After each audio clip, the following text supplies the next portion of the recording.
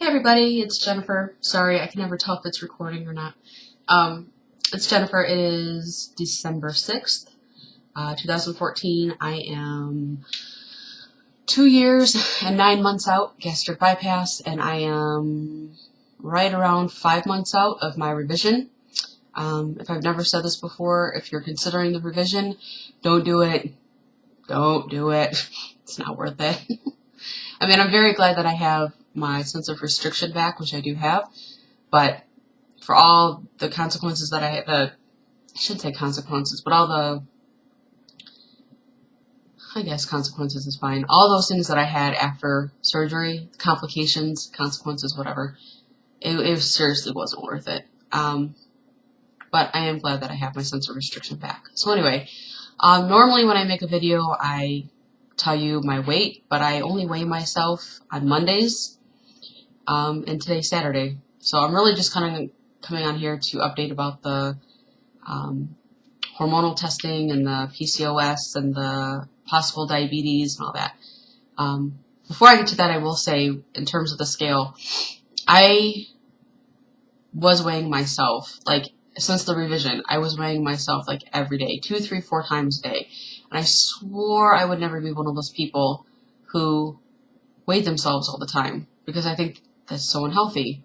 And I would never do it when my niece was here, because she's 6, and, you know, like, kids are bombarded with that over-sexualization, and especially girls, like, through the media, like, over-sexualization, and the girls are supposed to be pretty, girls are supposed to look like this, girls are supposed to do this, and the only purpose is to, like, be good for men, and blah, blah, blah, blah, blah. And so when, she doesn't weigh herself very often, but my scale's in my bathroom. When she does weigh herself, I do the whole celebration thing. So no matter what she weighs, I'm like, yay, that's awesome, you're growing, you're getting bigger.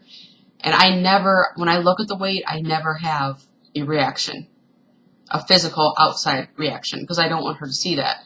So I'm trying to give her something in her arsenal that she can battle all that bullshit she's going to have to see in the media and school and from her friends and stuff. But, so, anyway, so I don't weigh myself that much anymore. I'm really only weighing myself on Mondays. I did weigh myself before this video, just so that I had a weight to report, and it was 210.2.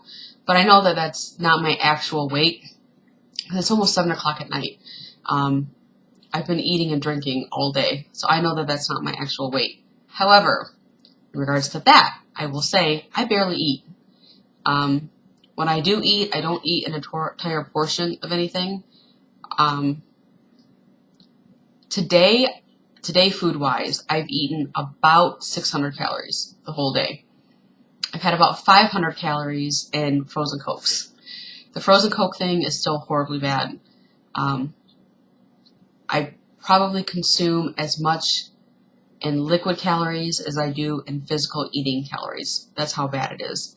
So, the weight gain that I have had, I know it's because of the frozen Cokes. And if I just cut out the sugar, I would be losing weight again. And I would easily be in Wonderland. Like, easily. I was 198 at one point a couple months ago, right after surgery, because I lost like a pound a day, literally a pound a day. And I went without the frozen Cokes for 7 weeks, and that's when I was losing, and then I got back on them, and I've been gaining ever since. So if I cut out the sugar, I would be fine, and I'd be losing again. I'm just not at the point where I feel I can do that again. I'm heavily addicted again, so whatever. So I don't have an actual weight to tell you. I just can tell you that I am gaining weight again. It's because of the sugar. Otherwise, I would be fine, because I'm barely eating. I'm just not hungry, and when I do eat, I get full really, really fast. Like, really, really fast. You know, you're not supposed to eat fast food, but I eat a lot of fast food, and an example is if I go to McDonald's, a 4-piece nugget, and I'm done. I'm done for a long time. My niece eats more than I do. She's 6. We usually get 2 kids' meals. One for me, one for her, because that's all I can eat, and I have to sometimes I give her some of my food, because I just can't eat it. Anyway, back to the update. I did I didn't see the endocrinologist yet, because that appointment's not to the end of January, but I did go and see my primary care physician. And, you know, I showed him the test results, and I was so upset because my insulin serum level was so high. And just to recap, it's supposed to be at 12. No, it's supposed to be at 14. And 2 years ago when I was post-op, or 2 years ago when I was pre-op, my levels were at 12. So I was still under where I should be, but it was getting high. It was close. A couple weeks ago when my gynecologist did my hormonal testing and my blood work, it came back at 32, which is almost 3 times as high. And I was really, really, really worried about this. I was really freaking out because she made it seem like it was a horrible, horrible thing. So I've been thinking for like 3 weeks that I have diabetes and I'm like, the surgery didn't work and it's made my health worse and how could this be possible? So that's why I went to see the primary care physician, and he looked at the 32 and he looked at me and he said, my son is what you would consider morbidly obese. Do you know what his insulin serum levels are? I said, no. And he said, they're in the 800 range. And my mouth literally like it dropped open. Because to me, 32 being 3 times higher than it should be was a big, huge, horrible medical disaster. Like, I was going to die soon. Like, and I worry a lot. I will admit, I overly worry about everything and everyone all the time. But my gynecologist made it seem like it was some big horrible thing. So when I seen the 32, I just thought, oh, I'm sick. Like, I thought I was sick. So to hear that it could go all the way up to 800 and you could still function and be alive, I mean, not that I thought you would, well, I don't know. Anyway, but that you could have something that high and still be functioning made my little 32 put it into perspective. But he said not to worry about the serum levels too much anyway, because those don't really determine whether you have diabetes. It's your blood sugar levels. So he did a full panel blood work on me, including fasting. I had a fast before my appointment, so he did a fasting blood glucose level, and then he had me eat and come back 2 hours later. The fasting had to be 110 or below, and mine was at 80, or 81, I think. And the 2-hour test had to be 160 or less, and mine was at 77. So 2 hours after I ate, my blood sugar level was lower than when I fasted. That's excellent news. Like, I'm nowhere close to having diabetes. Nowhere close. My body is functioning perfectly. And on top of that, all my other levels came back perfect, other than my folic acid, which I have PCOS, so that makes sense, and something like my alkaline phosphate levels, which has something to do with your liver, but that level has been high for me ever since I had surgery, and I don't really know what that has to do with, but it's always been high.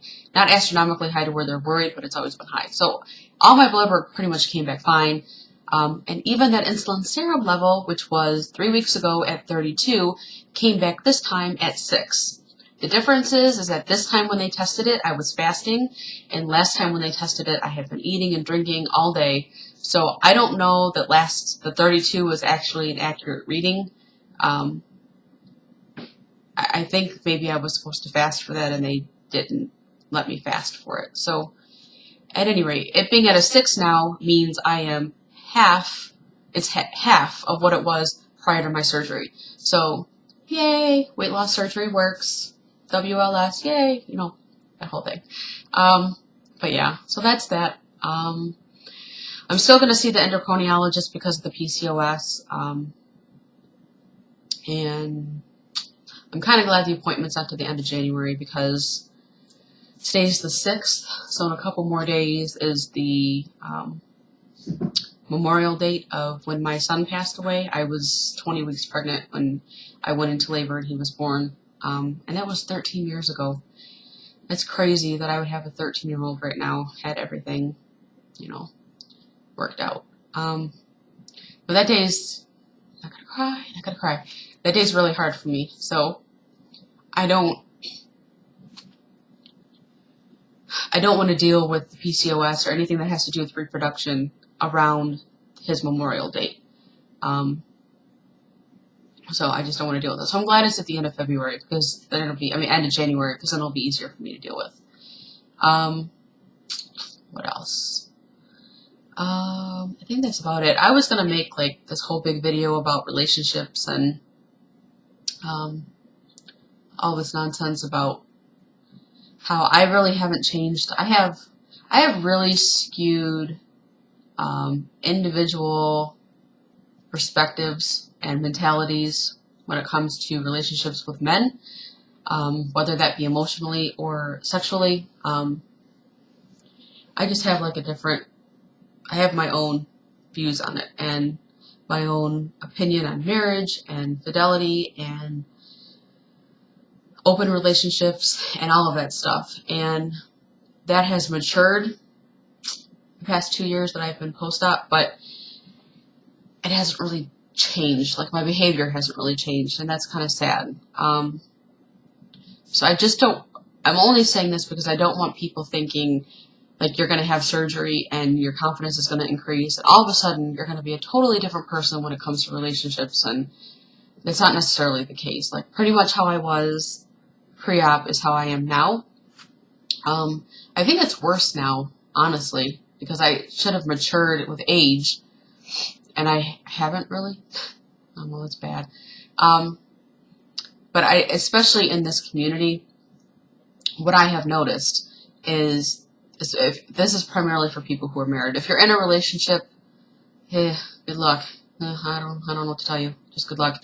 But if you're married, there's only two ways you can go here. There's no gray in between. It's either your relationship post-op, your marriage post-op goes like excellent. Like, your partner has changed their life and their mentality and their lifestyle and is totally on board with you and has changed with you and meets all your new friends and is supportive and encouraging, and, you know, like I said, they changed their life for you. Or they're cheating, or you're getting divorced. It's like cheating and divorced or way good. There's no gray in between. So don't think there's going to be any gray in between. And if you are in that gray in between, you're gonna pick a side. You and your partner will pick a side. And sometimes it's not even you both picking a side. And if only one of you are picking a side, you're leaning towards divorce. So that's horrible. It sounds terrible, but that's why there's so many divorces for anybody who has weight loss surgery. It's like 80% divorce rate. Because it's hard. And you do change a lot.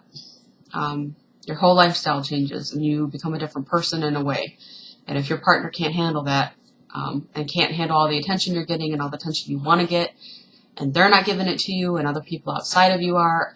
People in this community cheat with each other all the time. It is insane. I've never cheated with anybody in the community. I have had a relationship with somebody in the community when I was single and I was, dating. But I have a lot of friends who are cheating on their spouses. A lot. I don't judge them whatsoever because, again, my view on marriage is not good, and I don't really get marriage, honestly. So I don't judge them for it, especially because I understand each of their unique situations, and they're human, and as far as people go, they're really, really good people, like very good people, or else I wouldn't be friends with them. But I just want you to know, if you're pre-op and you're thinking, like, your whole life's going to get better, a lot of things will get better. Some things are going to get worse. So if you guys aren't going to work at it together, don't think it's just magically going to happen because you had surgery. It ain't going to work. Anyway. Yay, marriage! No. Anyway, that's all I got to say. I'm going to go before I get in trouble.